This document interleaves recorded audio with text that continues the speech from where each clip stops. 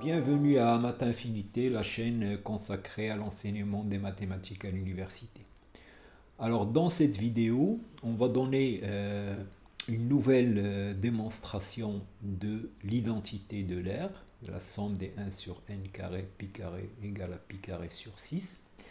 Alors cette identité, donc il y a au moins une dizaine de démonstrations de ce résultat depuis la démonstration de l'air en 1744. Et là, je vais vous donner une démonstration récente qui a été publiée récemment en 2025. Et l'intérêt de cette nouvelle démonstration, c'est qu'on va utiliser de l'algèbre linéaire pour déduire cette formule. Alors j'ai choisi de présenter cette démonstration parce que je trouve que ça peut constituer une bonne révision pour les étudiants. Il y a pas mal de choses qu'ils peuvent apprendre à travers cette démonstration. Et puis pour les amateurs des mathématiques, bon, c'est une démonstration très jolie, donc les gens qui apprécient les belles démonstrations vont trouver que cette démonstration est effectivement très jolie. Voilà, alors donc, alors toujours, donc si tu viens pour la première fois à la chaîne, donc il faut aller faire un tour du côté des playlists. Alors il y a du contenu des cours, des exercices pour les étudiants, et il y a une partie que j'ai une série de démonstrations de grands théorèmes, comme pour cette vidéo.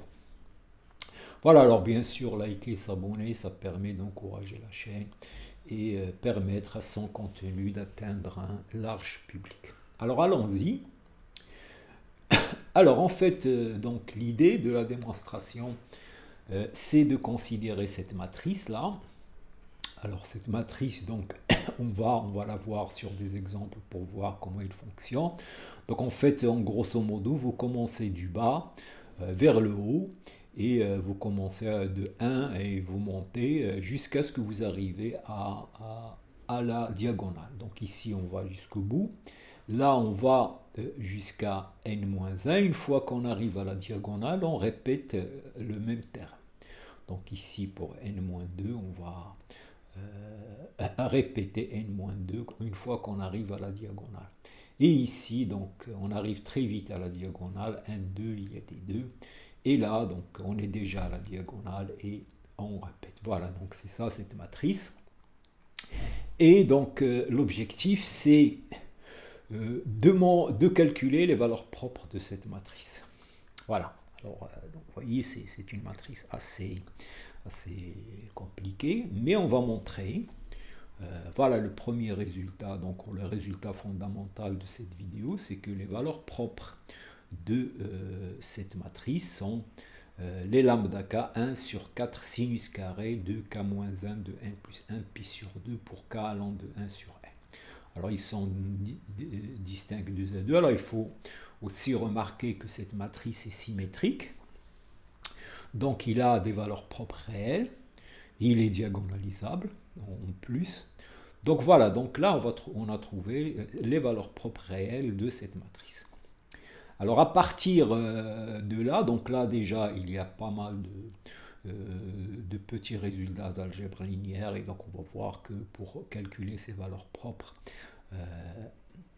il y a une astuce très jolie. Et à partir de cette formule, on va montrer cette somme, la somme des cotangentes au carré de ces quantités. Alors vous voyez ces quantités, ceux qui apparaissent ici, c'est 2n carré plus n.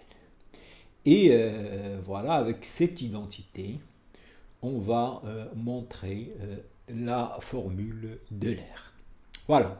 Donc voilà, si tu restes jusqu'à la fin, donc tu vas apprendre pas mal de mathématiques dans cette vidéo. Alors allons-y.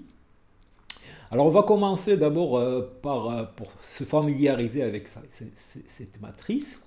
Alors pour n égale à 1, donc A1 c'est juste 1. Pour n égale à 2, alors comme je l'ai dit, on commence d'en bas et on monte. Donc là j'ai 1, 2. Et là 1, 1. Alors vous pouvez aussi faire dans ce sens. Vous commencez là, vous allez jusqu'à n. Alors A3 c'est la même chose. 1, 2, 3. 1, 2, j'arrive à la diagonale et je mets 2. Et 1, 1, 1. Ou bien vous remarquez que quand vous allez dans ce sens-là, vous montez toujours d'une valeur. Donc là, comme ça. Et la même chose ici. Voilà, 1, 2, 3, 4. 1, 2, 3. Donc j'arrive à la diagonale. Je répète les termes de la diagonale. 1, 2. Et je suis déjà à la diagonale. Donc je répète, et etc. Voilà, donc c'est ça. C'est ça la matrice. Alors pour 5, voilà. 2, 3, 4, 4, 1, 2, 3, 3, 3, etc.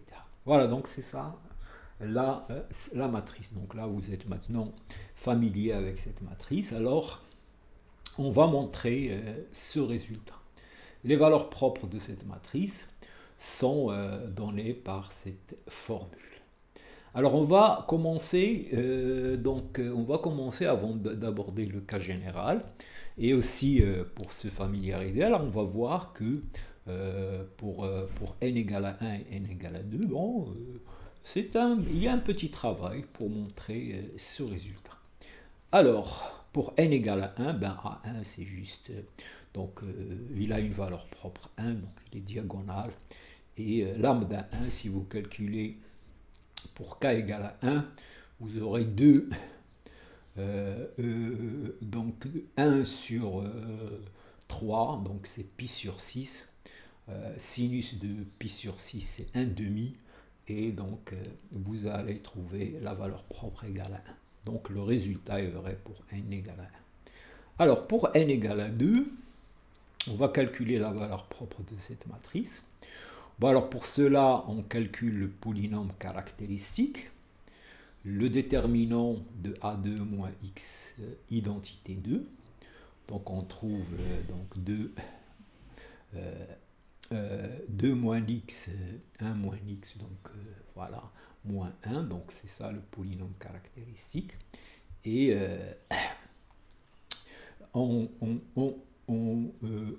donc là, ça donne x au cube moins 3x plus 1, et puis on calcule les racines de ce polynôme, donc ils sont 3 plus racine de 5 sur 2, et 3 moins racine de 5 sur 2. Voilà, donc c'est ça le polynôme. Alors maintenant, il faut que je montre que ces valeurs, s'écrivent de la forme 1 sur 4 sinus carré de ici, donc n égale à 2, donc ça fait 5, donc ça fait 10, donc pi sur 10, et 3 pi sur 10. Voilà, donc je dois montrer que cette valeur propre égale en fait à 1 sur 4 sinus carré pi sur 10. Et cette valeur propre égale à 1 sur 4 sinus carré 3 pi sur 10. Alors si je calcule l'inverse, je vais trouver que je dois montrer que sinus carré de 3 pi sur 10 égale à 3 plus racine de 5 sur 8.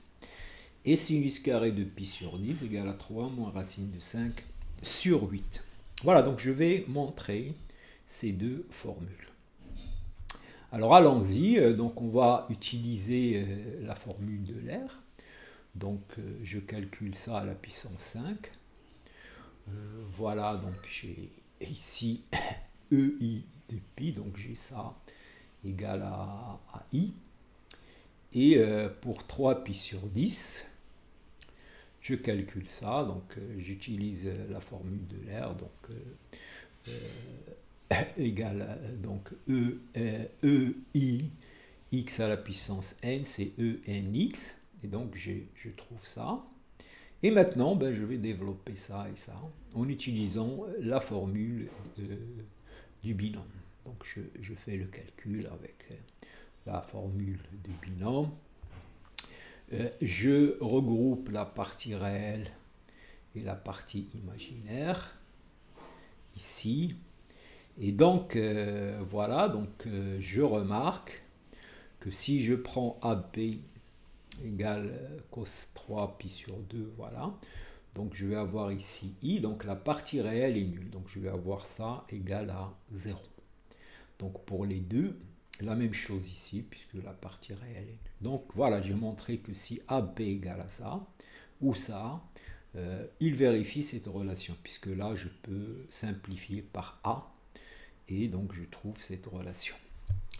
Donc voilà ce que j'ai montré. J'ai montré que si AB égale à ça ou ça, donc je vais avoir cette relation. Alors maintenant, je sais que A égale à 1 moins B carré, puisque cos carré plus sinus carré égale à 1. Donc je remplace, et voilà, je vais trouver ça. Donc je développe.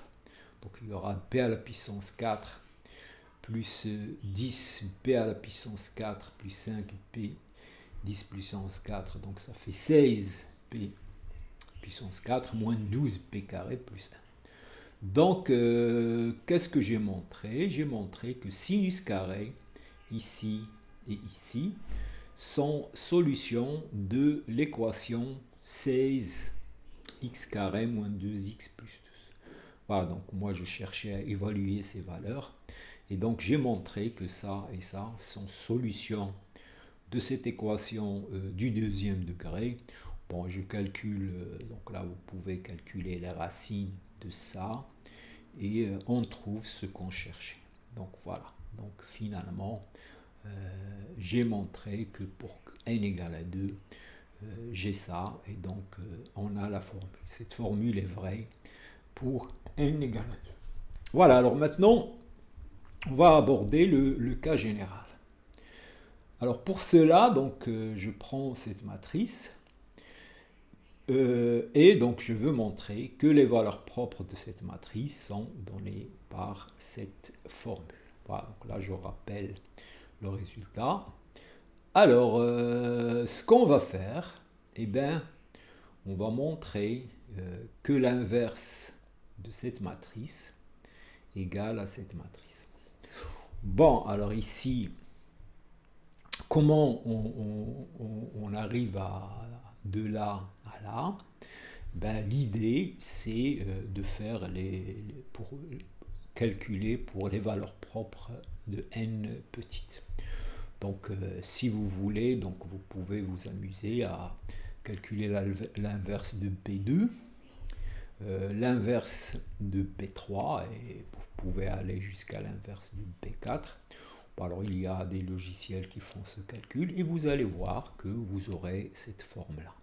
Et donc vous savez, c'est comme ça qu'on fait quand on a quelque chose qui dépend de n. Donc on regarde pour les petites valeurs de n, on voit qu'il y a une forme générale qui se dégage, et on pose la formule pour le cas général, et on la démontre. Alors maintenant, on va démontrer que Pn c'est l'inverse de An, c'est-à-dire on va montrer que Pn multiplié par An égale l'identité. Alors comment on va faire? Donc, alors déjà, donc ça je l'ai dit, An est une matrice symétrique et donc diagonalisable sur R. Donc ça. Alors notons L1, Ln, les lignes de Pn. Donc L1 c'est celui-là, les vecteurs lignes, L2 c'est celui-là, etc. Et C1, Cl, les colonnes. Et donc l'idée c'est de montrer que les lignes fois les colonnes va me donner la matrice identité. C'est ça l'idée. Alors donc, je vais montrer que si je fais la ligne I avec la colonne J, je dois trouver delta de IJ. Donc, j'aurai pour I égale à J, je trouve 1. Et pour I différente de J, je trouve 0. Et c'est ça l'identité. Et LI fois CI transposé, c'est la somme. Ça, c'est les composantes de LI. K. LIK, c'est la kème composante de LI. Donc, je dois montrer cette formule. Voilà, donc c'est ça l'idée. Alors, allons-y. Alors, remarquons d'abord pour les L1. Quelles sont les composantes de L1? Eh bien, L1, il a sa première composante égale à 1. Si k égale à 1, c'est 1. Si k égale à 2, c'est moins 1. Et tous les autres sont nuls. Et pour i supérieur ou égal à 2, donc on voit bien que c'est de la forme moins 1, 2, moins 1. Donc il y a un 2 à la diagonale et un moins 1 et un moins 1 après. Donc la kème composante de Li, c'est 0 si k n'est pas dans ces trois termes, la diagonale est le terme qui vient après et le terme qui vient après. Moins 1 si k i moins 1 est plus 1. Et 2 si k égale à 1. Voilà, donc c'est ça. Donc là, c'est facile. Donc, si je calcule L1 fois CI, eh bien, il n'y aura que le premier terme, L1, donc ici c'est pour k égale à 1, donc je vais avoir CG1 moins CG2. Alors on remarque que dans toutes ces matrices, dans les colonnes, dans le premier, j'ai n moins n moins 1, donc ça fait 1. Donc pour j égale à 1, je trouve 1. Et pour toutes les autres, ça se répète. Ce terme est égal à celui-là, donc ça va donner, si je fais ça moins ça, ça donne 0. Et donc déjà, j'ai montré la formule pour 1. Donc j'ai trouvé ça. Alors maintenant, pour i supérieur à 1, donc je vais avoir Li. Donc je vais avoir le terme en moins 1, i moins 1, donc moins 1 CGI moins 1, plus 2 fois CGI, moins CGI plus 1. Voilà, donc je dois montrer cette formule. Alors pour cela, je dois calculer les composantes des vecteurs colonnes. Alors, les vecteurs colonnes, alors qu'est-ce qui se passe? Donc, pour une vecteur colonne, donc j'ai ici par exemple pour 2, j'ai n-2 jusqu'à la diagonale. Donc pour k allant de 1 jusqu'à j, j'ai n-j plus 1. Donc vous remarquez que pour j égale à 1, vous allez trouver n-1 plus 1, donc ça fait n. Pour j égale à 2, vous allez trouver n-2, etc. Donc là, jusqu'à la diagonale, j'ai n-g plus 1. Et après, ça commence à descendre. Donc j'ai n-2, n-3 jusqu'à 1. Et donc en fait, pour k à partir de la diagonale, ça commence à descendre de cette manière. N plus 1 moins k. Donc là, vous allez remarquer, par exemple, si je prends j égale à 2, donc j égale à 2, donc je vais trouver que C2, 1, c'est n-1, puisque j égale à 2. C2, 2, c'est aussi n-1. Et après, ça descend. Donc si je fais CJ3, je vais trouver n plus 1 moins 3. Donc c'est n moins 2. Voilà, et on descend. Donc c'est ça la valeur de CGI. Voilà, alors avec ça, je remarque que si I est strictement inférieur à J, donc I strictement inférieur à J, ça veut dire I moins 1, I et I plus 1 sont dans cet intervalle. Donc ces trois termes sont égaux. Celui-là, égal à celui-là, égal à celui-là. Donc j'ai moins plus 2, moins, ça va dans les zéros.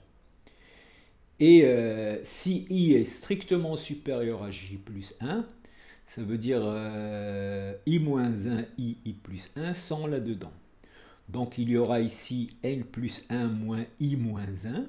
Donc moins n plus 1 moins I moins 1.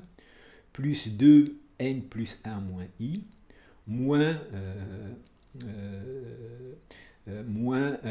n plus 1 moins I plus 1. Et ça donne 0. Et voilà pour le cas J. Pour le cas J, j'ai I plus 1 il est là-dedans, et I moins 1 est là-dedans, donc je remplace et on trouve 1. Et pour j plus 1, j'ai i plus 1, il est là-dedans. Et i moins 1 égale à j, et on trouve 0. Voilà, donc c'est ça l'idée de la démonstration. Donc il faut s'asseoir et regarder, donc, mais il y a tout pour comprendre. Donc ça y est, on a montré que que Bn égale an moins 1. Alors, une autre remarque, il y a une relation entre les valeurs propres d'une matrice et son inverse.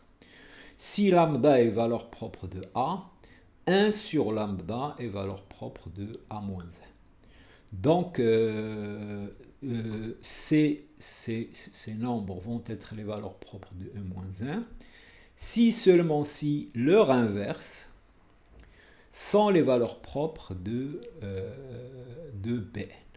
Et c'est là l'astuce, parce que cette matrice, il est plus simple, le polynôme caractéristique de cette matrice est plus simple à calculer que le polynôme caractéristique de cela, puisque là on a seulement des nombres non nuls sur la diagonale et les deux diagonales auxiliaires. Et donc il y a beaucoup de zéros, donc c'est ça l'idée. Alors maintenant, 4 sinus carré θ est une valeur propre de Bn. Ben si seulement si le déterminant de Bn moins 4 sinus carré θ égale à 0. Donc maintenant, on va calculer ça. Et on va montrer que pour θ égale à ces valeurs, ça va donner 0. Voilà, donc c'est ça l'astuce. Donc on veut calculer ce déterminant. Donc voilà, on va calculer dn de θ égale déterminant de 4 sinus carré θ in moins Bn. Donc ça, c'est égal à ça. Donc j'écris, voilà, l'identité moins ça. Donc là, il va y avoir ici 4 sinus moins 1, et voilà, donc c'est ça le déterminant. Bon, alors, je remarque d'abord que pour n égale à 1, d1 de θ, c'est juste ça, 4 sinus carré moins 1. Donc ça, c'est 4 sinus carré de θ, c'est 1 moins cos de θ sur 2. Et ça nous donne 1 moins 2 cos de θ. Alors après, on va calculer le déterminant pour n égale à 2. Alors pour n égale à 2, le déterminant c'est ça, moins ça. Donc 4 sinus carré θ moins 1, 4 sinus carré θ moins 2 moins 1. Alors allons-y, on va calculer ça. 4 sinus carré θ moins 1. Donc ça donne 1 moins 2 cos de θ. Et ça donne moins 2 cos de θ, en remplaçant sinus carré par 1 moins cos de θ sur 2. Et donc moins 1, si je développe, je vais trouver ça. Alors maintenant, cos carré de 2θ, donc je le remonte encore 2 fois, ça donne ça.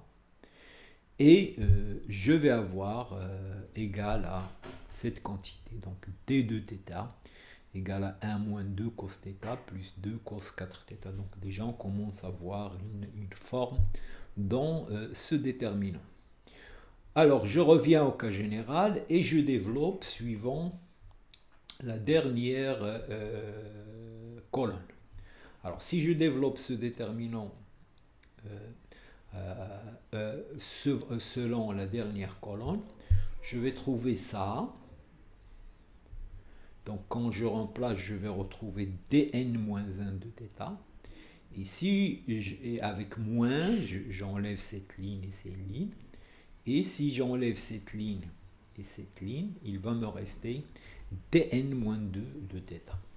Donc j'ai la formule dn de θ égale à 4 sinus carré θ moins 2 dn moins 1 de θ moins dn moins 2 de θ. Donc j'ai développé. Voilà, donc finalement, voilà ce que je viens de montrer. J'ai montré que la formule générale de dn de θ est donnée par ça. Et j'ai calculé d1 et D2. Bon, alors à partir de là, on va remarquer qu'il y a une formule générale. Donc la formule générale, c'est que j'ai 1 moins 2 plus 2 fois 4 moins 2 fois 6 jusqu'à moins 1 à la puissance n cosinus 2n θ. Alors ça, donc je le remarque et on va le montrer. Donc on va montrer que dn de θ égale à cette quantité. Voilà, donc là aussi c'est un bon exercice. Donc essayez de montrer cette formule. Alors bien sûr, il faut utiliser une démonstration par récurrence. Voilà, donc vous avez le premier terme, ça marche, et vous avez la relation entre dn et dn moins 1 de θ, donc il faut juste écrire là la récurrence. Alors pour n égale à 1, donc c'est vrai.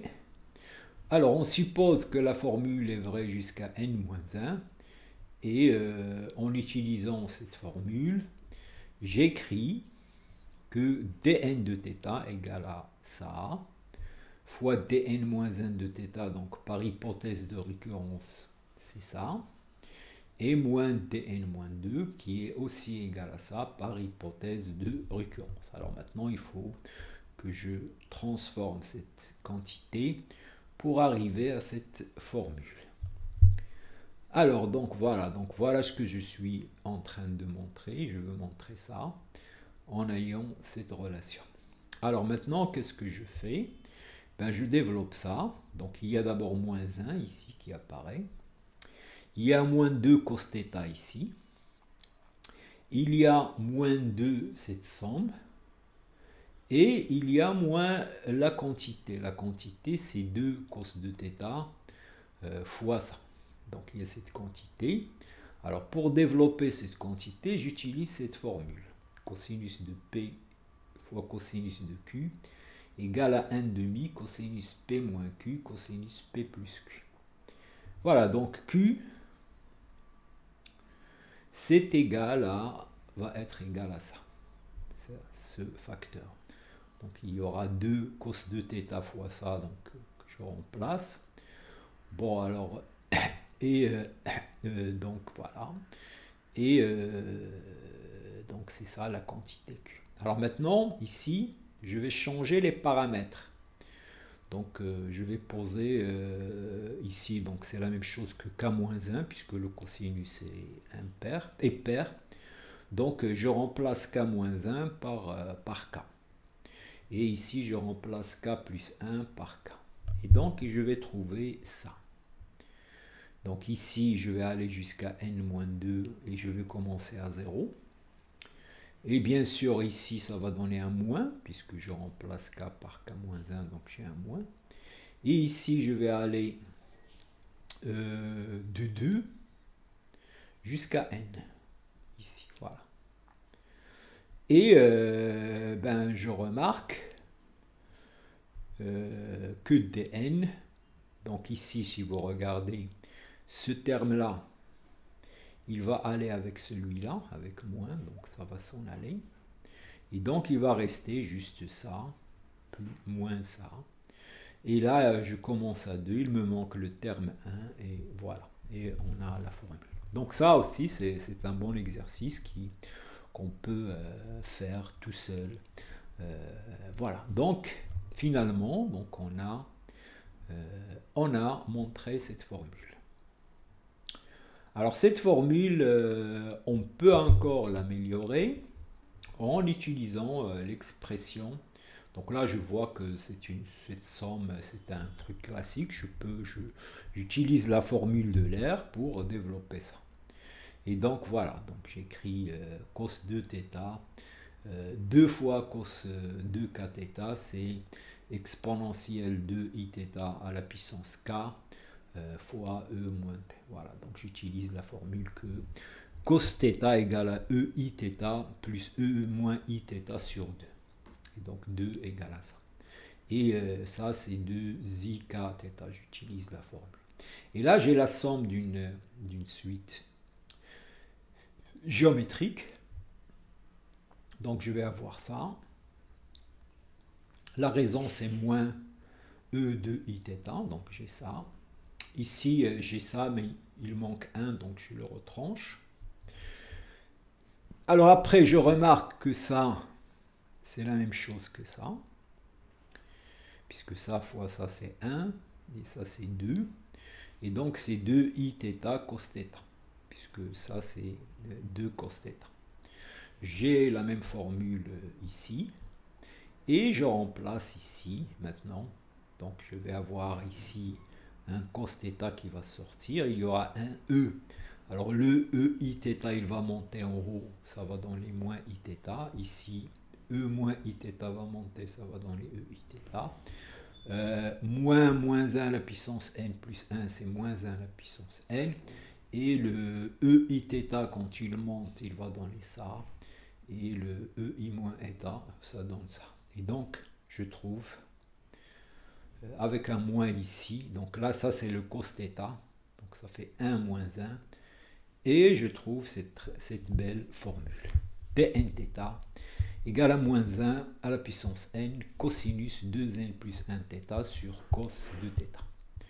Voilà, alors on a beaucoup avancé. Donc maintenant on a ce polynôme, et bien maintenant on peut montrer les valeurs propres. Donc voilà ce polynôme. Alors je remarque que si je mets θ égale à ça,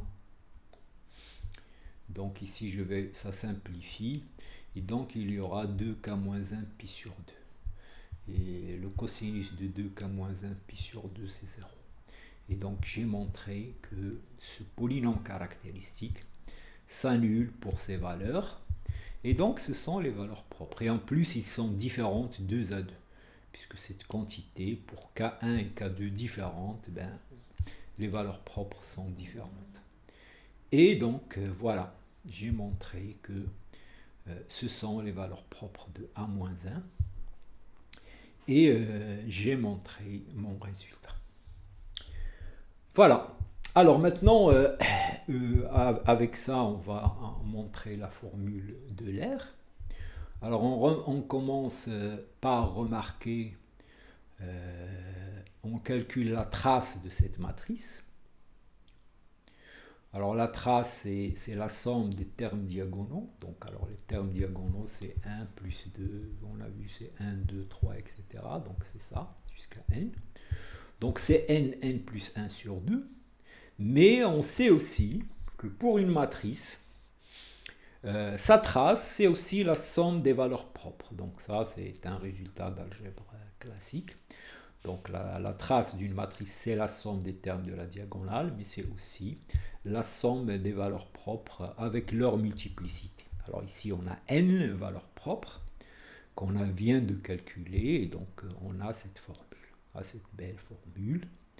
Alors maintenant, je remarque que 1 sur sinus carré θ, c'est 1 plus cos carré θ. Alors ici, c'est cos carré θ sur sinus carré, puisque ça fait 1 sur, si vous factorisez, si vous mettez au même dénominateur, ça donne ça. Et ça, c'est 1 plus cotangente carré de θ. Ça, c'est cotangente carré de θ. Et donc, j'ai ça. Je remplace ça par ça. Je vais avoir n sur 4 plus 1 quart égale à ça. Et de cette formule, je sors ça. Et je trouve, c'est encore cette belle formule. Voilà. Alors donc là, on est presque arrivé au bout de la peine, puisque maintenant, on va utiliser cette formule pour montrer, pour calculer la somme des 1 sur n carré. Alors allons-y, on va commencer par faire cette remarque, que sinus θ est strictement inférieur à θ pour θ entre p sur 2. Alors ça, donc c'est facile, bon, vous considérez la fonction sinus x moins x pour x dans 0 pi sur 2. Sa dérivée, c'est cosinus x moins 1. Donc la dérivée est négative. Et pour 0, ça vaut 0.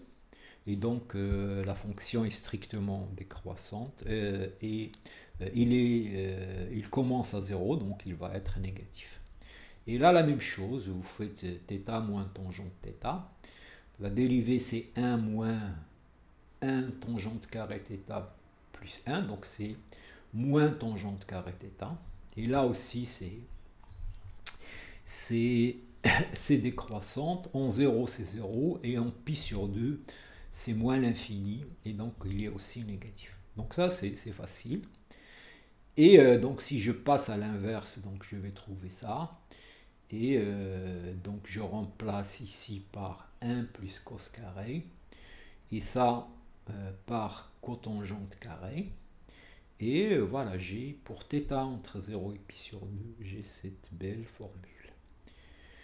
Bon, alors avec ça, on va maintenant prendre les θ qui sont 2k-1 sur 2n, et je fais la somme. Donc ici, ça va être la somme de 1 sur ça au carré.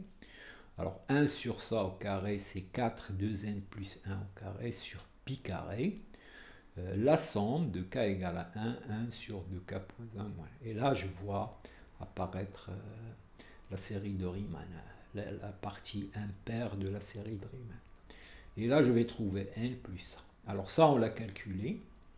Ça, c'est n carré plus n. Donc, j'ai ça. Et là, c'est n plus n carré. Donc ça, je vais avoir ça.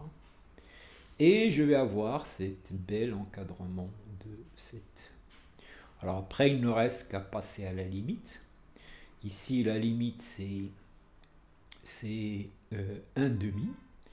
Et ici, la limite donc, de ça, c'est aussi 1 demi. Donc, il y aura pi carré sur 8.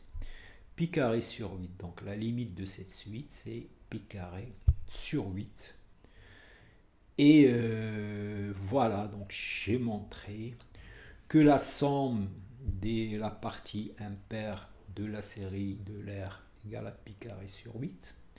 Et avec ça, je peux retrouver ça, puisque ça, c'est la partie impaire avec la partie paire. Là, il y aura un quart, donc je vais avoir ici ça, 1 moins 1 quart, donc il y aura 3 quarts égale à ça, égale à pi carré sur 8. Et donc, je vais trouver que la somme des 1 sur n carré égale à pi carré sur 6. Et voilà, et on arrive à la fin. Voilà.